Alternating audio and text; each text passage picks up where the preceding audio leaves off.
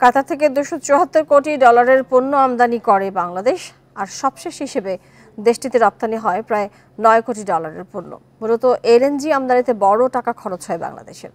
বৈদেশিক মুদ্রার সংকটে সরকার বাকিতে গ্যাস কেনার চেষ্টা করছে।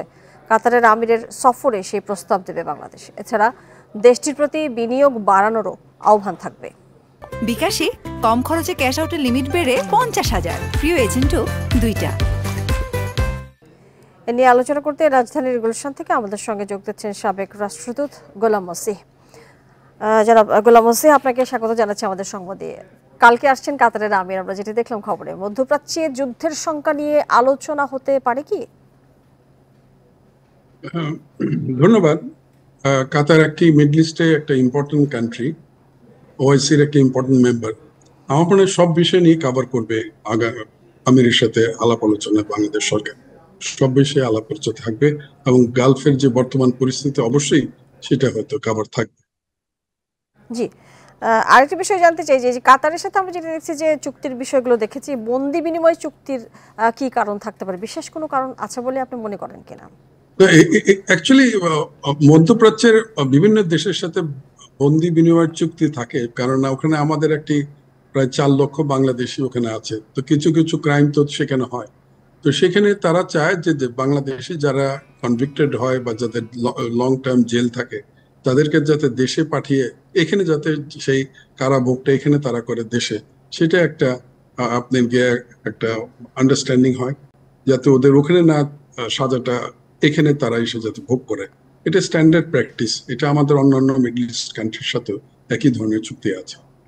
জি, এগুলো অবশ্যই। আরেকটি বিষয় যে কাতারে বাংলাদেশের রপ্তানি বাড়ানোর সুযোগ আছে কিনা, নাকি শ্রম বাজার বাড়ানোতেই আমাদের গুরুত্ব দেওয়া উচিত? না, অ্যাকচুয়ালি মিডল ইস্টের আপনাকে আমাদের মেইন এক্সপোর্ট আইটেম আমাদের বাংলাদেশের জন্য হচ্ছে হিউম্যান রিসোর্সেস, বাট আমাদের সবচেয়ে বড় ল্যাকিং হচ্ছে স্কিল ডেভেলপমেন্ট এবং সার্টিফিকেশন। আমরা যদি স্কিল ডেভেলপমেন্ট না করতে পারি তা আমরা সবসময় পিছিয়ে থাকবো। এইখানে একটা কথা বলতে পারি যে মাননীয় প্রধানমন্ত্রী আমাকে একবার সৌদি আরবে জিজ্ঞেস করেছিল যে 40 বছর আগেও ক্লিনার আমরা পাঠাতাম, এখনো কেন ক্লিনার পাঠাচ্ছি? দেশে তো ডেভেলপমেন্ট হওয়া উচিত, স্কিল ডেভেলপমেন্ট। কথাটা সত্য। এরপরে আমরা একটি প্রোগ্রাম নিয়েছিলাম যাতে 10 লক্ষ লোক স্কিল, আমরা যদি স্কিল লোক পাঠাতে পারি তাহলে অ্যাকচুয়ালি আমাদের ফরেন এক্সচেঞ্জ আর্নিংটাও বাড়বে এবং যারা ওখানে যাবে তারাও ভালো কাজ পাবে। সবশেষ প্রশ্ন গোলাম মসিহ, যে আমরা আসলে 1 বছরের জন্য বাকিদের জ্বালানি তেল নিতে চাই কাতারের কাছ থেকে, এটা আসলে কি সম্পর্কের উপরে নির্ভর করে? অর্থাৎ আমরা কি অনুরোধ করলে আসলে কাতার রাজি হয়ে যাবে?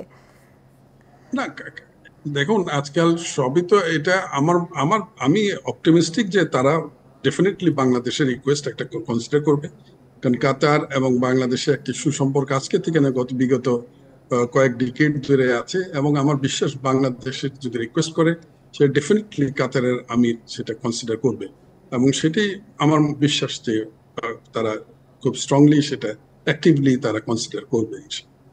জি, জনাব গোলাম মসিহ, আপনাকে অনেক ধন্যবাদ আমাদের সাথে যুক্ত হয়ে এই বিষয়ে কথা বলবার জন্য।